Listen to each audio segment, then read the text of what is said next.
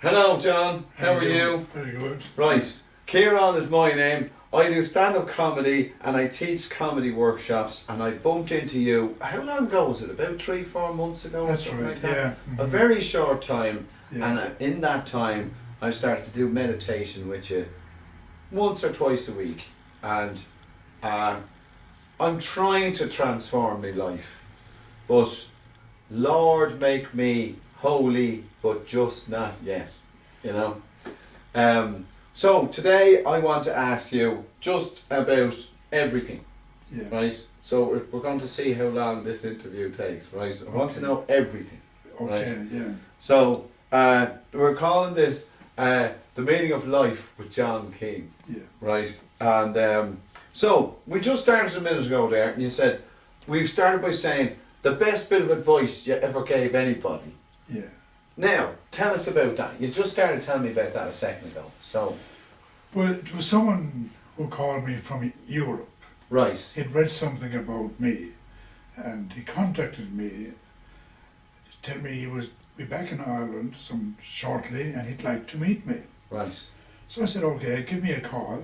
So he came and he sat down and he had a long litany of addictions, Okay. especially alcohol, number one, and sex was the second one. Yeah. Okay?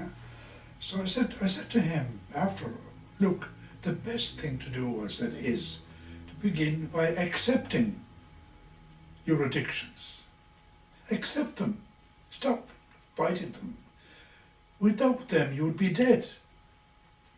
And I said to him, one of my dreams is my life, is someday I would hire St. Patrick's Cathedral Yeah. and I would invite all the addictions in the city to come to St. Patrick's Cathedral and bring their addiction with them. If it's Guinness, bring a glass of Guinness.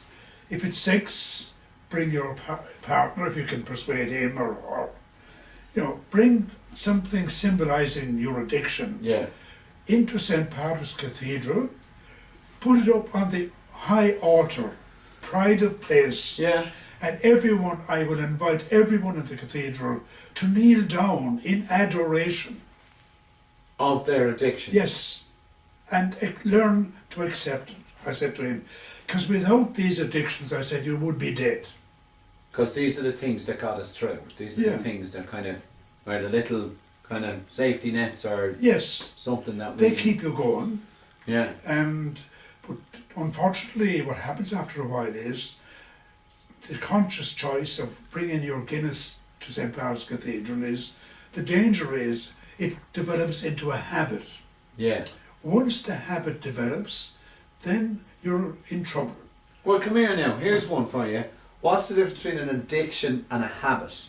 When you say addiction, my guess for what addiction means is something like whatever. I think I heard you say this a week or two ago. It's like it's whatever distracts you from you. Would that be is that too simple or? Well, that's part of it. But basically, the word addiction is a negative word. Right. It's bad, say. But it's not an addiction in that sense. That's what the professionals make of it. Yeah. They make of it, I would say a lot of times, because they're too fucking lazy. To do anything about it. Yes. Yeah. So instead of using the word addiction, you say, I have developed a habit, or whatever it is. An addiction means you can't do anything about it. You're just, I'm addicted. Yes. A habit you can change. Yeah, if you know how to do it. Right. Okay. And Yeah. that's where the trick is to, first of all, Accept is to accept it. Right. Put it on the altar and go, look, I accept this as it is. Yeah, without it I'd be Instead dead. of it being shameful or something that you deny or ignore, you bring it out into the open and you accept it. Yeah. Would you go so far as to saying to love your addiction, to Yes. actually Well, make it part of you and acknowledge it? Well, if you follow what I'm trying to get at, there will come a moment in your life when you will go down on your knees and you will thank your addiction for keeping you alive. Not only will you thank it for keeping you going, But you will know it has contributed to you keeping going. When the going was rough and tough, Yeah. that's the time to accept. Very few people are able to understand that. Healing begins with acceptance. Yeah. What is, is. There's a very old story in the Bible of Moses Yeah. leading the Jewish people out into the desert. Yeah. And they became fucked up. They had no food, they had no water, and what did the fucker do? He disappeared up Mount Sinai. Up he was on the top of the bloody mountain, and I followed in his footsteps. So you went up to Mount Sinai, you went to the desert, you went to the place where Moses went up this mountain. Yeah. Is this the mountain where he got the tablets? Yes. Right, so he didn't go to a chemist. No. He came down with, this is the mountain you went up where Yeah. Moses met God. Yeah, we all have our mountains, no matter big and small. Yeah. And in fact, the more the better. Because it's only when you're deluged by stuff will you begin to take your life in hand and begin to accept, this is where I am, my life now. And Moses, he was a clever fucker, because he heard a voice, a still silent voice in this burning bush. Yeah. And he heard the voice in the burning bush, and Moses said, "Who are you? Who are you?" And the voice said to him, this is something very few people understand, "I am who I am," the voice said. Yeah. Most people take that to mean that God said to him, "I am who I am." It's not God who said that. That's the voice he heard. And what he was told was, in a sense, instead of saying, "I am God," Yeah. the voice said to him, "You are who you are now in your life. You're fucked up. You've led the people out to the bloody desert. You've no water, you've no food." You're in So he said, "Will you serious shit. go down, Yeah. face the music, accept this is what you've done." And he did go down. So it's about accepting Yes. you as you are right now. Instead of saying one day I'll be this or Yeah. make it all better or make it all go away. Yeah. It's about accepting it and going down and facing the music. Yes. That's a terrible idea, John. I prefer to avoid anything like that. Well, you would, because you would be avoiding yourself. There's a very good reason for that too. Well, you'll stay stuck in shit for the rest of your life.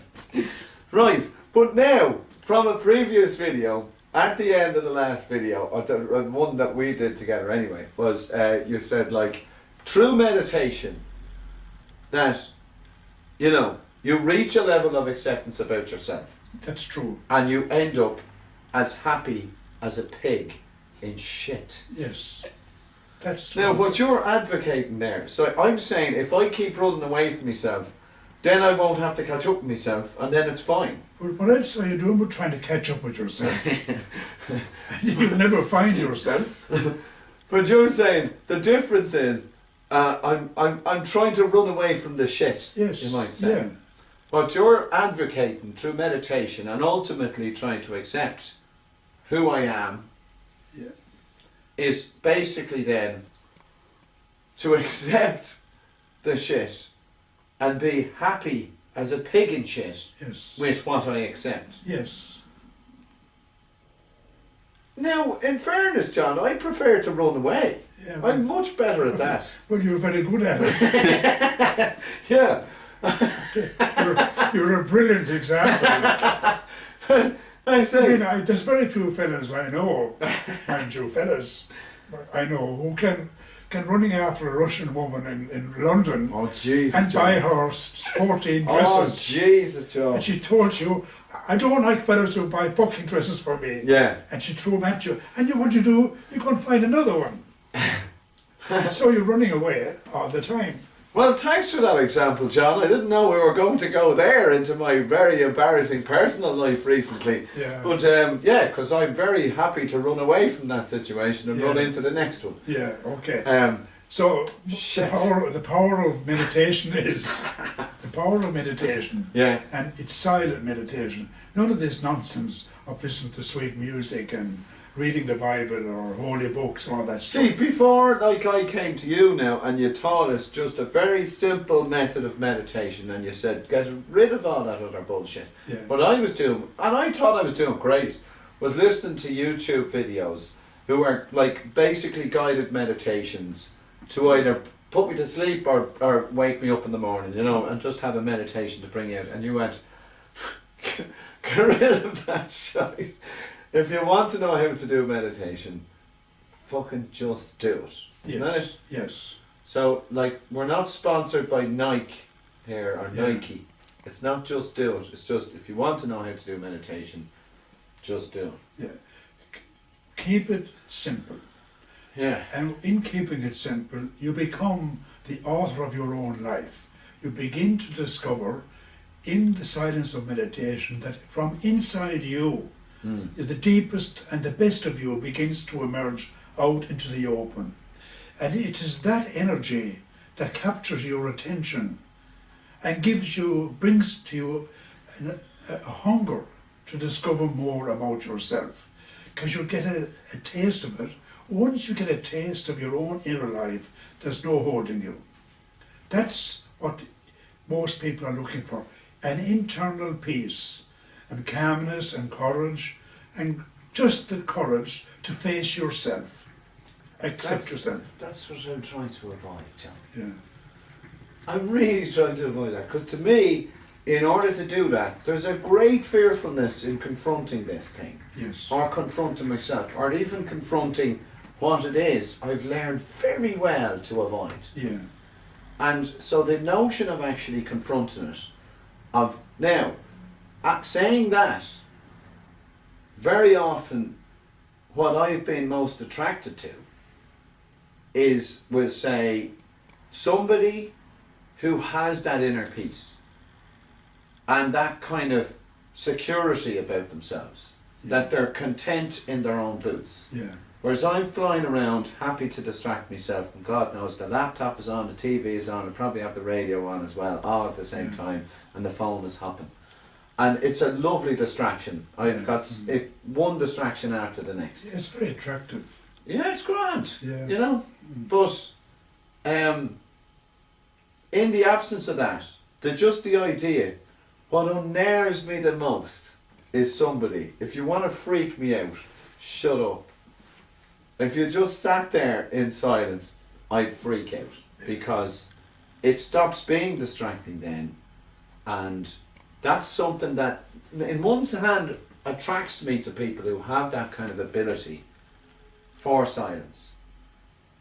Because even as you saw me on stage the other night, I don't leave enough time between the last word and the next word, because that silence is even more frightening on stage. It's dangerous. Oh, it's very dangerous. Yes, it should be avoided at all times. At all times. That's my attitude. Okay. So, well, I'd love to see you change that. You won't. Ah, Jesus. Well, in teaching meditation, I stress all over and over again, keep at it, persevere, keep going. When you want to start scratching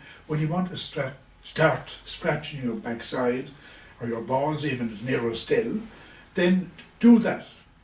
Whatever, but stick with the meditating. Persist with it.